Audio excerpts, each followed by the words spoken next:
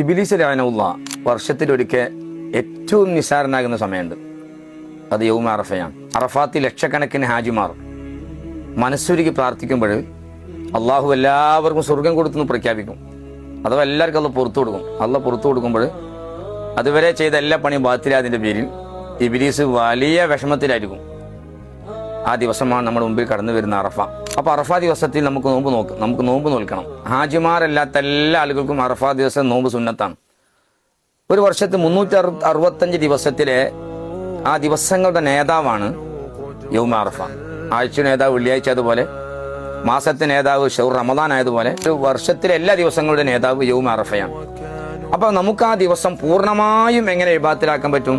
നോമ്പ് വെച്ചാൽ മതി. സുബി മുതൽ മഗ്രിബ് വരെ ഫുൾ പകൽ ഇബാദത്തിൽ തന്നെ ആക്കാൻ പറ്റും.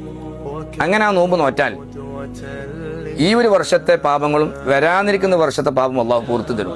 അതുകൊണ്ട് അടുത്ത വർഷത്തെ ആയുസ്സും ഉണ്ടാകുമെന്ന് വരെ ബഹുമാനപ്പെട്ട അയിമത്ത് രേഖപ്പെടുത്തിയിട്ടുണ്ട്. അതുകൊണ്ട് ഈ അറഫ ദിവസത്തെ വളരെ ബഹുമാനത്തോടു കൂടി ആദരിക്കണം. അള്ളാഹു അനുഗ്രഹിക്കട്ടെ. അസ്സലാമു അലൈക്കും വറഹ്മത്തുള്ളാഹി.